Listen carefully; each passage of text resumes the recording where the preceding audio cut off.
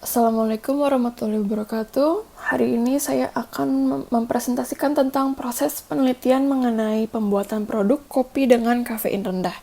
Saya Naila Alesya dengan NPM 240310190054. Yang pertama kita ada customer problem statement. Di sini kita bisa lihat bahwa ada customer Sylvie ya dengan deskripsi, saya Sylvie, saya pecinta kopi, saya ingin mengonsumsi kopi sesuka saya, tetapi jika saya mengonsumsi kopi akan mengakibatkan kecemasan yang intens, karena saya merupakan penderita gangguan kecemasan. Hal tersebut membuat saya merasa sedih. Selanjutnya, kita ada theory of change, ada 6. Yang pertama ada perumusan masalah. Nama saya Sylvie, saya adalah seorang penderita gangguan kecemasan atau anxiety disorder, dan saya juga pecinta kopi. Tetapi dengan saya sering meminum kopi, nantinya bisa menjadi serangan kecemasan yang intens. Hal tersebut menimbulkan perubahan sensasi fisik yang dapat mengganggu aktivitas keseharian saya. Yang kedua ada input, yaitu adalah Sylvie dan juga masyarakat pecinta kopi dengan gangguan kecemasan. Yang ketiga itu kegiatan, pembuatan racikan produk kopi yang memiliki kandungan kafein yang rendah. Yang keempat yaitu adalah output, dengan menghasilkan kopi tanpa ada efek jantung berdebar yang membuat gelisah. Yang kelima yaitu ada outcomes, penderita kecemasan maupun masyarakat yang tidak menyukai efek kafein dari kopi dapat mengonsumsi kopi tanpa merasa gelisah. Yang terakhir yaitu adalah dampak. Penderita gangguan kecemasan dapat mengonsumsi kopi dan meningkatnya penikmat kopi. Selanjutnya kita ada theory of change yang lebih detailnya. Tadi sudah dibacakan perumusan masalahnya. Dengan asumsi kunci, Sylvie ingin meminum kopi tanpa membuatnya gelisah. Yang kedua yaitu adalah input, Sylvie dan juga masyarakat pencinta kopi dengan gangguan kecemasan dengan asumsi kunci yaitu serangan kecemasan.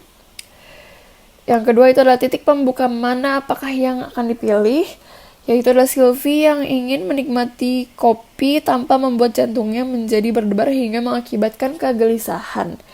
Kemudian ada langkah yang dilakukan yaitu adalah pembuatan racikan produk kopi yang memiliki kandungan kafein yang rendah dengan asumsi kunci dengan adanya kopi dengan kafein rendah dapat mengurangi efek jantung berdebar. Kemudian ada efek yang dapat diukur yaitu penderita gangguan kecemasan dapat menikmati kopi tanpa merasa gelisah atau cemas. Selanjutnya adalah manfaat yang lebih luas untuk dapat diukur yaitu meningkatnya penikmat kopi dengan asumsi kunci. Bukan hanya penderita gangguan kecemasan, tetapi banyak masyarakat yang tidak menyukai kopi akibat efek yang disebabkan setelah mengonsumsi kopi, seperti tadi yang merasa mual atau merasa cemas. Kemudian ada tujuan jangka panjangnya itu adalah berkurangnya pemicu kegelisahan para penderita gangguan kecemasan. Kopi nantinya bukan lagi menjadi hal yang harus dihindari oleh penderita gangguan kecemasan. Selanjutnya kita adalah Research Design Framework Canvas. Dengan data statistik, penderita gangguan kecemasan tidak bisa sesukanya mengonsumsi kopi. Kemudian adalah rumusan masalah yang tadi sudah disebutkan. Kemudian dimulai dari akar masalah yaitu kafein dalam kopi memiliki efek membuat jantung berdebar. Kemudian bisa dilihat kondisi saat ini adalah jika penderita gangguan kecemasan mengonsumsi kopi dengan sesukanya akan menjadi serangan kecemasan yang intens. Kemudian ada intervensi, melakukan penelitian untuk menemukan racikan kopi dengan kafein rendah. Kemudian harapannya adalah meningkatnya penikmat kopi karena yang menerima keuntungan bukan hanya penderita gangguan kecemasan tetapi untuk masyarakat yang tidak menyukai efek jantung berdebar dari kafein juga. Kemudian ada yang jika tidak melakukan apa-apa akan ada pengonsumsi kopi yang tidak terkontrol meminum kopinya dan mengakibatkan perubahan sensasi fisik dan aktivitas keseharian mereka yang menjadi terganggu. Kemudian ada research onion. Di sini ada filosofinya adalah penelitian ini menggunakan positivisme yang pengetahuan berfokus kepada studi ilmiah, mempelajari proses pembuatan kopi dengan kafein rendah. Kemudian ada pendekatannya itu menggunakan deduktif. Penelitian ini dimulai dari ide kemudian observasi dengan diakhiri kesimpulan.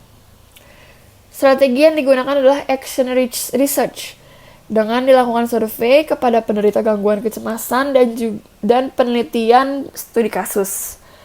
Kemudian dengan pilihan metode yaitu menggunakan mixed methods. Kemudian kita menggunakan data cross-sectional. Kemudian ada teknik dan prosedurnya dilakukan pengumpulan data sekunder dan data primer. Selanjutnya adalah kanvas peta konteks. Ada tren demografis, yaitu mahasiswa Unpad di wilayah Jatinangor. Kemudian ada peraturan dan regulasi. Sebagian besar kopi memiliki kandungan kafein yang tinggi. Ekonomi dan lingkungan, yaitu kopi terkenal dengan efeknya yang membuat seseorang menjadi aktif karena kandungan kafeinnya. Budaya, yaitu zaman sekarang jika ingin berkumpul dengan teman atau sekeluarga, atau keluarga, sasaran tempatnya adalah kafe yang dominannya pilihan minumannya yaitu kopi.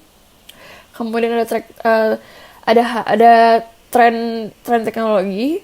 Pembuatan racikan kopi dengan kandungan kafein rendah, yaitu adalah wilayah yang itu adalah Jatinangor. Kekhawatirannya adalah penyuka kopi yang memiliki gangguan kecemasan akan mengkonsumsi kopi. Pengonsumsian tidak terkontrol mengakibatkan kecemasan yang intens. Aktivitas kesehariannya menjadi terganggu. Harapannya yaitu dari tren teknologi tadi, masyarakat yang tidak menyukai kopi menjadi suka kopi. Penyuka dan peminat kopi menjadi semakin meningkat, yaitu dengan kebutuhan yang tadi sudah dilihat dari tren teknologi. Kopi dengan kandungan kafein yang rendah, tetapi ada tantangannya, tidak banyak orang yang memiliki gangguan kecemasan. Berikut adalah flowchart tahapan penelitian dimulai dari data primer dan data sekunder, kemudian ada tahapan berikut adalah perumusan masalah, pendekatan, strategi, metodologi, dan time horizon. Kemudian dilakukan pertanyaan, apakah masyarakat dengan gangguan kecemasan dapat mengonsumsi kopi sesuka mereka? Jika iya, kopi tidak membuat jantung berdebar, artinya selesai. Kemudian kopi masih membuat jantung berdebar, kemudian kembali lagi ke proses tadi. Oke, berikut dari penjelasan saya. Wassalamualaikum warahmatullahi wabarakatuh.